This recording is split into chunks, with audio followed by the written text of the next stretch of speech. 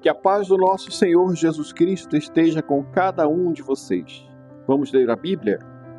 Mas antes eu gostaria de pedir aos meus irmãos que não são inscritos aqui no nosso canal, que se inscreva, que dê o seu like, que marque as notificações para receber mais e mais vídeos como esse, e que hypa esse vídeo para outras pessoas. Assim você vai também divulgar a palavra de Deus para outras pessoas ouvirem também a mensagem do Evangelho. Vamos ler a palavra de Deus então. Nós vamos continuar na leitura do livro de Lucas, capítulo 22. Ainda estamos no cenáculo. Logo após a última ceia, Jesus falou com os apóstolos dessa forma. Está relatado no livro de Lucas, capítulo 22, versículo 31 ao versículo 38, e também está falando essa mesma palavra no livro de Mateus, capítulo 26, do 33 ao 35, e de Marcos, do capítulo 14, do versículo 27 ao 31. Então diz assim no livro de Lucas 22, 31. Pedro é avisado. É o título dessa passagem. E diz assim: Simão, Simão, Satanás vos pediu para peneirar como trigo, mas eu roguei por ti para que a tua fé não desfaleça. E tu, quando te converteres, fortalece a teus irmãos. Respondeu-lhe Pedro: Senhor, eu estou pronto para ir contigo para a prisão e para a morte. Tornou Jesus: Digo-te, Pedro, que não cantará o galo hoje, antes que tu tenhas me negado 3 vezes que me conheces. Então Jesus lhes perguntou: Quando vos mandei sem bolsa, alforje ou sandálias, faltou-vos alguma coisa? Responderam eles: Nada. Disse-lhe: Pois agora, aquele que tiver bolsa, tome-a, como também o alforje. E quem não tem uma espada, venda sua capa e compre uma. Digo-vos que é necessário que se cumpra em mim o que está escrito. Com os malfeitores ele foi contado. Sim, o que está escrito de mim será cumprido. Disse-lhes ele: Senhor, aqui estão 2 espadas. Respondeu-lhe Jesus: Basta. Vamos analisar um pouquinho sobre esta palavra, esses versículos do livro de Lucas, capítulo 22, 31 ao 38, que diz assim: Jesus falando com Simão Pedro, disse: Simão, é o seguinte, Satanás pediu para te peneirar como trigo. Primeiro vamos imaginar como é que se peneira um trigo. Se colhe os feixes de trigo, tira ali do feixe, tira a parte do trigo mesmo, né, que é aquela parte fechada com a palha, coloca na peneira, e ele começa a sacudir aquela peneira e jogar para cima. O vento bate e leva a palha, e o trigo cai na peneira. E ele continua fazendo o mesmo movimento até tirar toda a palha. Isso é peneirar o trigo. Agora, imagina por que Jesus usou esta analogia com Pedro. Ele disse: Olha, Simão, Satanás vos pediu para peneirar como trigo. Ou seja, Satanás pediu para te sacudir. Satanás pediu para te testar. Satanás pediu para te peneirar, para arrancar de ti o máximo, para saber se você realmente, se vai sair aquela coisa que ruim, e o que vai ficar. Olha só, Jesus continuou a falar: mas eu roguei por ti, para que a tua fé não desfaleça. Por quê? Porque realmente ele seria peneirado, realmente ele seria testado. Porém, Jesus orou para que a fé dele não desfalecesse, para que ele não perdesse completamente a sua fé, para que ele não perdesse completamente a sua comunhão com Deus. Mas eu roguei por ti para que a tua fé não desfaleça. E o que Jesus falou em seguida foi mais importante ainda. E tu, quando te converteres, fortalece aos teus irmãos. O que há, na verdade, é um convencimento. Pedro não era convertido até aquele momento, mas ele era convencido. Ele havia sido convencido por Jesus que ele era o Filho de Deus. Ele havia sido convencido por Jesus a andar com ele. Ele havia sido convencido por Jesus que havia um reino que estava sendo preparado. Ele havia sido convencido por Jesus que ele deveria se comportar daquela maneira para andar com Deus. Ele era convencido disso. Mas a palavra que Jesus fala aqui é quando te converteres. É necessário o convertimento. Convertimento é uma transformação. Converter é transformar uma coisa em outra coisa. Jesus converteu naquele casamento, o primeiro milagre de Jesus, ele converteu a água em vinho. Ele converteu a água daqueles odres em vinho.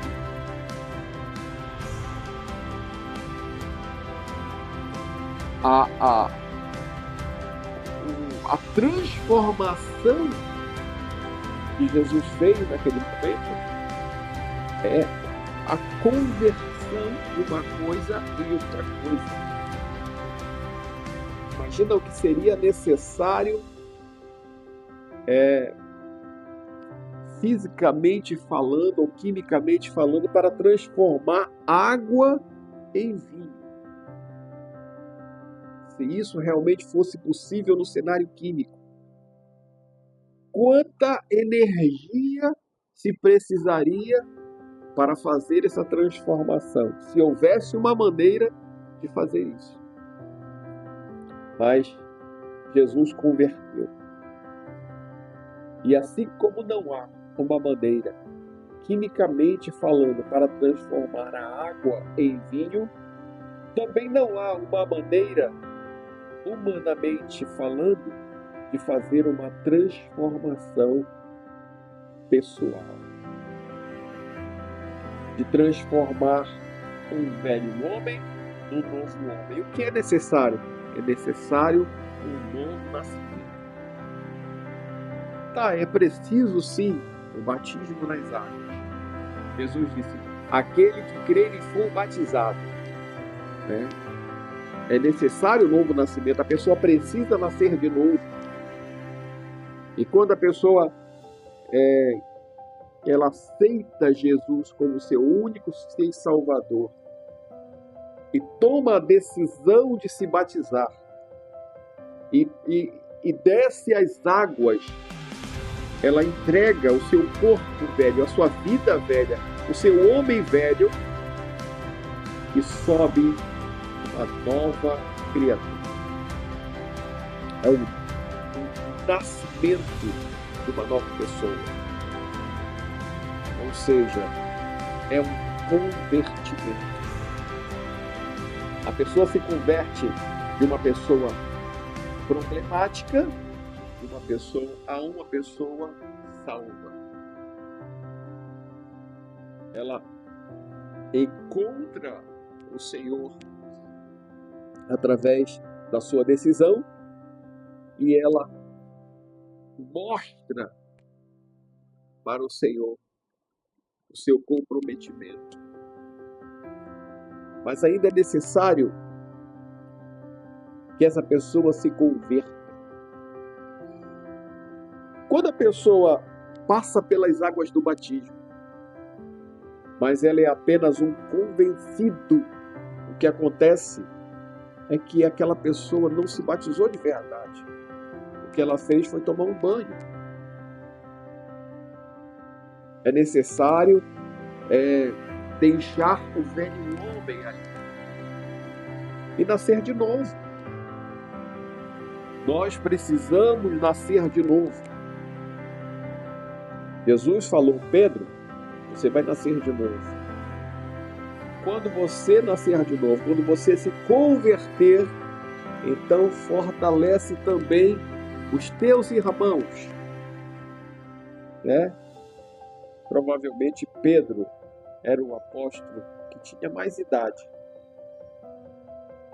Pedro provavelmente era o apóstolo mais velho. Como é que eu sei que Pedro era o apóstolo mais velho?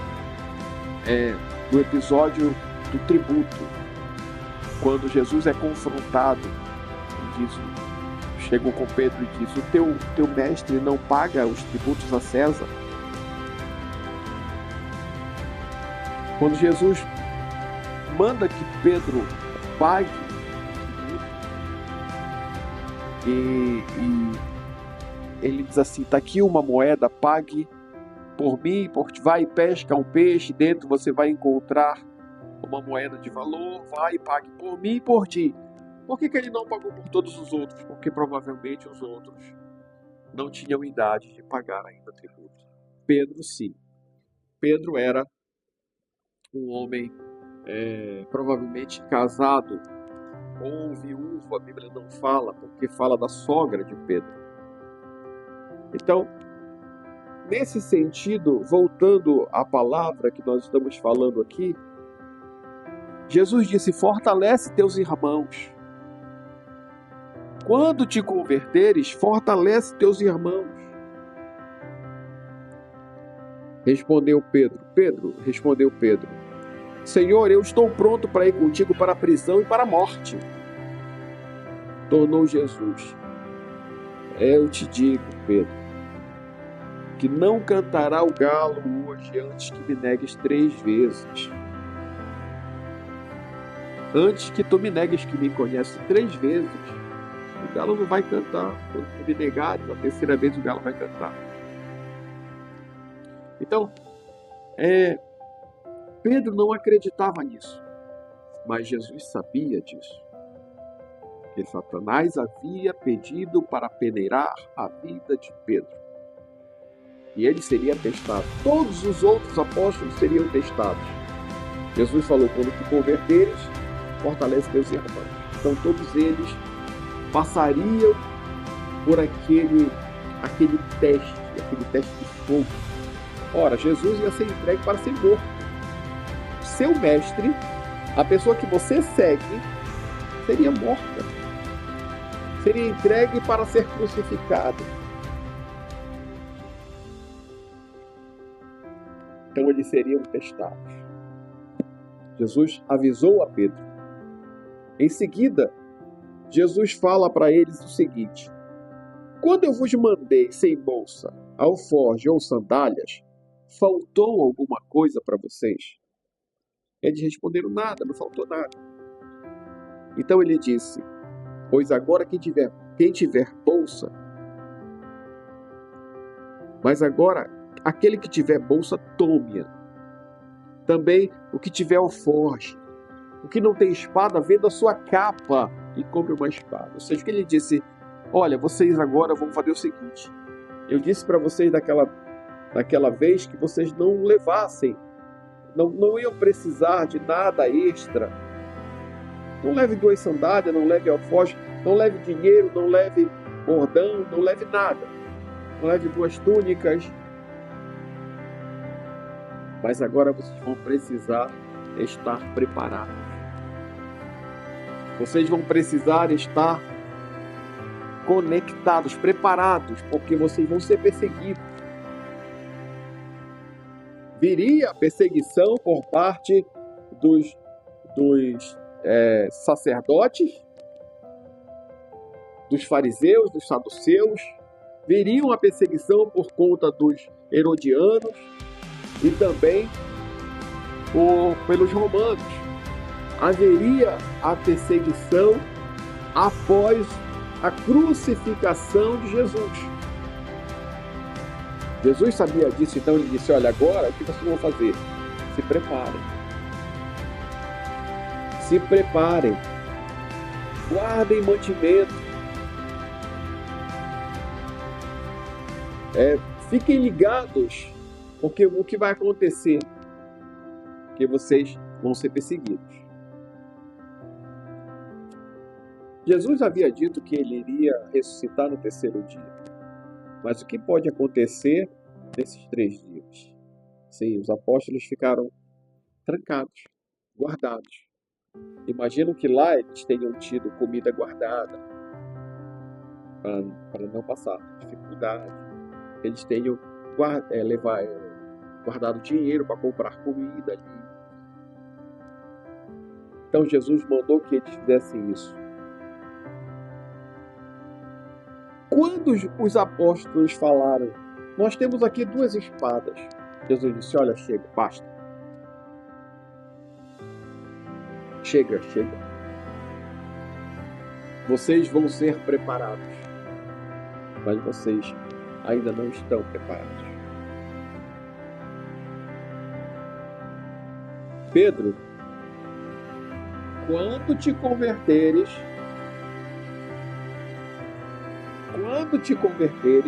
fortalece teus irmãos. Fica imaginando Maria chegando depois de voltar do túmulo de Jesus no domingo, após a crucificação, e o túmulo estava vazio. Maria viu Jesus de pé, ressuscitado. Maria corre para avisar os apóstolos. E eles não acreditam. Pedro corre com João para verificar. Mas os outros, por que não correram?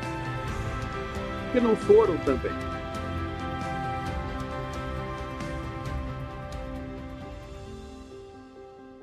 E Tomé, quando Jesus apareceu para os outros, e eles disseram: olha, Jesus apareceu para nós. E ele disse: olha, se eu não vir na mão dele a marca dos pregos, se eu não vir a marca da lança do seu lado, eu não vou acreditar. Ou seja, ele tinha que ver para crer. Jesus disse: bem-aventurado aquele que não viu e creu. Jesus também apareceu para 2 outros apóstolos na estrada de Emaús. Andou com eles. Eles falaram de Jesus, o que tinha acontecido em Jerusalém, como tinham crucificado um homem santo. Jesus ouviu tudo. Quando Jesus partiu o pão com eles, Jesus sumiu da presença deles e disse: sério, era o mestre que estava aqui. Ou seja, eles acreditaram quando ele partiu o pão. Jesus andou com eles na estrada. Jesus conversou com eles. E eles não reconheceram Jesus. O que uma tribulação, uma breve e momentânea tribulação faz? Então, se nós não estamos ainda preparados, nós precisamos desse convertimento. Eu sugiro que nós nos convertamos, porque nós não precisamos apenas estar convencidos, nós precisamos estar convertidos. Eu espero que essa palavra possa iluminar a sua vida um pouco esta manhã, e que você possa também se converter a Jesus, se convencer de que Jesus é Deus. Muitas pessoas no mundo inteiro já se convenceram, mas se converter aos ensinamentos do Senhor e andar segundo a sua vontade, e andar segundo os seus estatutos, e fazer aquilo que Jesus nos mandou fazer. Então isso é convertimento. Que Deus nos abençoe nesse dia, que possa nos dar grandes livramentos, que possa nos fazer entender a grande bênção do convertimento. Em nome do Senhor Jesus Cristo, que vive e reina para todo sempre.